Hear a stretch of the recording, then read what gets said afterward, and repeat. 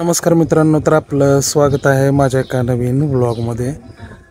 आज आपण आलेलो आहोत पिंगळजाईला श्री भवानी मातेचं मंदिर आहे, तर त्या दर्शनासाठी आलेलो आहोत। तर हे जे मंदिर आहे ते दहिवडीपासून 4 किलोमीटर अंतरावर आहे।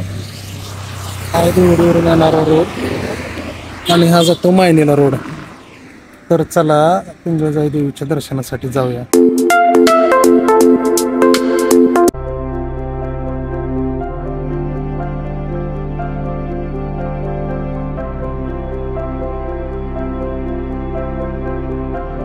या मंदिराची दर्शनीय भिंत ही दगडी असून त्याच्यावर अतिशय छान कोरीव नक्षीकाम केलेले आहे।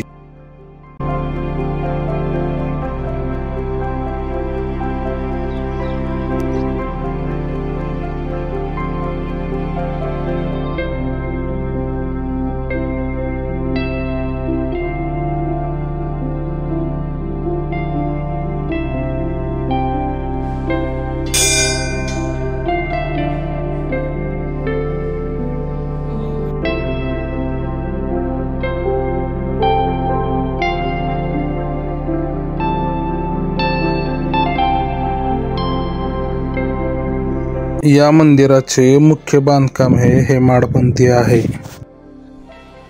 ओम सर्व मंगल मांगल्ये शिवे सर्वार्थ साधके शरण्ये त्र्यंबके गौरी नारायणी नमोस्तुते हा देवीच्या पाठीमागे लिहिलेला मंत्र आहे।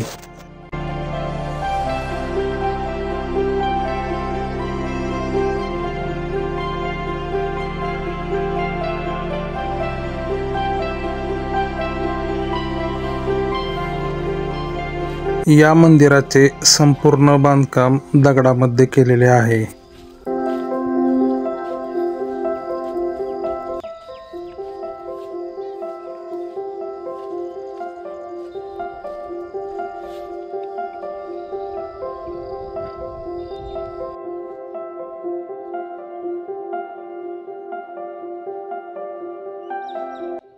या मंदिराच्या शिखराचे काम सुद्धा अतिशय सुंदर आहे। या मंदिराचा इतिहास जाणून घ्यायचा होता, पण अंधार पडल्यामुळे आम्ही दुसऱ्या दिवशी यायचे ठरवले। हा मंदिरासमोरील दर्शनीय भाग हा आत्ता नवीनच बांधलेला आहे आणि अतिशय छान पद्धतीने बांधलेला आहे। हा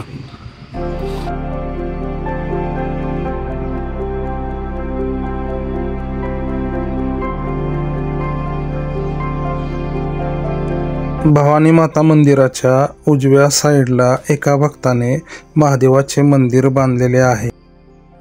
आता थोड्या वेळामध्येच माता भवानी देवीची आरती चालू होणार आहे, तर आता आपण आरतीसाठी जाणार आहोत।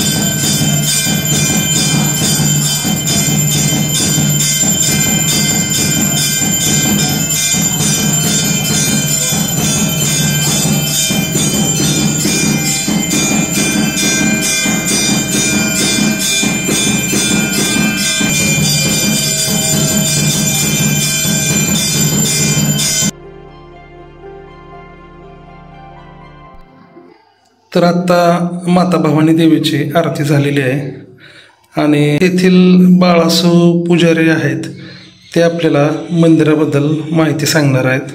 मी बाळासू पुजारी, तो आपल्या पिंगळजाई देवीचा आपल्या सेवेकरी, थोडक्यात आपल्या सेवेकरी पुजारी। तर आपलं जे काय आहे हा मंदिरात जे काय पहिला इतिहास आहे हा म्हणजे आपलं पेडगावचे एक जगदाळ परिवारातले एक भक्त आहे। त्या भक्तांच्या सेवेला हे तुळजापूर जवळ धारगाव आहे, त्या धारगावला हे स्थानक मूळ होतं। ते स्थानकाची सेवा पेडगावचे भक्त जाऊन करीत होते, घोड्यावरती जाऊन करीत होते। आणि 12 वर्ष तप केल्यानंतर त्या भक्तांनी त्या देवीला साकडे घातले, बाबा मी 12 वर्ष इथून तप केलं तुमच्या जवळ येऊन, मला तर तुम्ही मला येणार इथनं पुढं काय होणार नाही, तर आपलं तुम्ही माझ्या संगती यावं. तर ते देवाने मान्य केलं, त्या स्थानकाने आपलं ते दायाने मान्य केलं. म्हणले आपण जाऊया, परंतु जिथं तुम्ही पाठीमाग वाचाल बघचाल माग तिथं मी थांबणार. हा इतिहास आपला तू पाहिला आहे. जर तू मग भक्त देव पाठीमाग आणि भक्त पुढं घोड्यावरून आपले चालले होते, त्यावेळेला इथं अरण्य, इथं मोठं अरण्य होतं. आणि त्या अरण्यातनं चाललं असताना 2 पिंगळ्याची जोडी बोलल्यानंतर ती आपलं भक्त पाठीमाग वळून पाहिलं ते. मग आपल्या देवाने सांगितलं मी आता इथंच, माझं आता वास्तव्य इथंच होणार आहे, इथून पुढे मी येणार नाही. तू आपल्या आता इथून जवळ आहे, तुला एक 7-8 किलोमीटर आहे जवळ, तिथून येऊन सेवा कर माझी काय असेल ते. म्हणून हे जगदाळ्याचं कुलदैवत म्हणून हे प्रसिद्ध झालं त्यावेळेला, की जगदाळ्याच्या भक्तीला आल्यामुळे जगदाळ्याचे कुलदैवत झाले. आणि हे श्रावण महिन्यात, जे श्रावण महिन्यात यात्रा भरती, शुक्रवार मंगळवार, पूर्ण महिन्यातील वार शुक्रवार आणि मंगळवार ह्या वाराला यात्रा भरती. आमुष्या झाली का यात्रा चालू होती. आमुष्यापासून श्रावण महिना पूर्ण शुक्रवार आणि मंगळवारी यात्रा चालू होती. आणि सकाळी 7 पूजा झाल्यानंतर सकाळी 7 वाजता चालू होती, ते संध्याकाळी 7 वाजेपर्यंत चालू असते. देवाला ओटी, नारळ, खण, नारळ, ओटी, कुणी भाविक श्रद्धेनं आपल्या आणतात, ओटी भरतात, साडी चोळी करतात, कुणी निवड नारळ करून आपलं वर्ष देऊन भक्त मंडळी जातात. तसं आता हे जगदाळे मंडळीचं कुलदैवत असलं तरी पण संपूर्ण इतर समाज जो आहे, पूर्ण इतर समाज, हे 2 मान खटाव तालुक्यातील पूर्ण जी गाव आहेत इतर समाजाची, हे सगळे देवाला येतात. हे काय कुणी येत नाही असं नाही, वर्ष पूर्ण यात्रेत अगदी देतात येऊन. आणि नवरात्रात 9 दिवस नवरात्र उत्सव असतो. अश्विन शुद्ध प्रतिपदेला घटस्थापना होते आणि अष्टमीला होमाचा कार्यक्रम होतो. रात्री 12 वाजता होमात नारळ पडतो नियमानुसार, आणि दुसऱ्या दिवशी घटदेवीचे नवमीला उठले जातात. याप्रमाणे आपले देवीचा कार्यक्रम आहे. आणि ह्या देवीची सेवा तुमच्याकडे कधीपासून आहे? हे वंश परंपरागत सेवा आहे, जवळजवळ ही 3री पिढी आमची आहे. आमची 3री पिढी आहे जवळजवळ. हे वंश परंपरागत आम्हाला ही सेवेचा अधिकार प्राप्त झालेला आहे.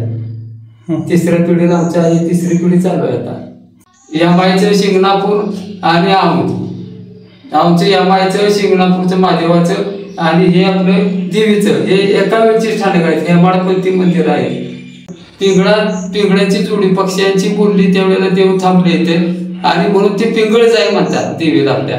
आणि पिंगळजाईच्या नावाखाली गावाचं नाव पिंगळे असं पडलं त्यावेळेला. पिंगळ्याची जोडी जी आहे ते अजून कायमस्वरूपी ती पिंगळ्याची जोडी एक जोडी ही दिसतेच कायमस्वरूपी या परिसरात कायम असतेच. त्याचा आवाज वगैरे ऐकू येतो का? हो, पिंगळ्याचा आवाज वगैरे जोडी संघ बोलते ती पिंगळ्याची.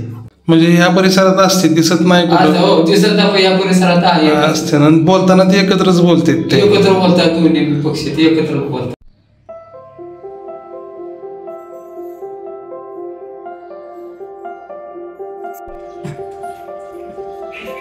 हे बांधकाम हे हेमाडपंथी बांधकाम असलेलाच मोठा पुरावा आहे.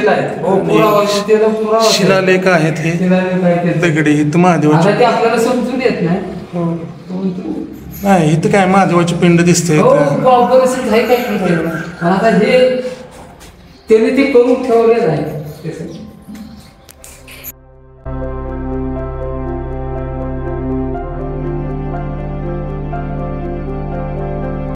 हे मंदिर प्राचीन असलेल्याचा शिलालेखाच्या स्वरूपात इथे पुरावा आहे. अशा प्रकारे या मंदिराचे पुजारी यांच्याकडून आपण या मंदिराविषयी माहिती जाणून घेतली. हे मंदिरासमोर हनुमानाचे मंदिर आहे.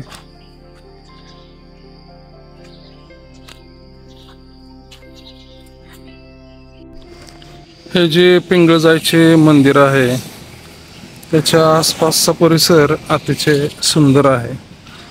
आणि मंदिराच्या पाठीमागे एक टेकडे आहे.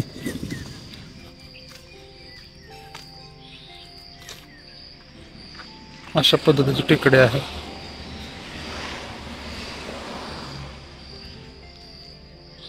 मंदिरासमोर सुद्धा एक उंच टेकडे आहे. माता भवानी देवीच्या मंदिरासमोरच एक छोटासा पाण्याचा टँक आहे, पाणी साठवायची जागा आहे. तर ह्या टँकमधलं पाणी कधीच आटत नाही. हे जिवंत पाणी असल्यासारखं आहे. जास्त खोल पण नाही आहे, तरी पण जिवंत पाणी असल्यासारखं आहे. आणि हे नॅचरल आहे.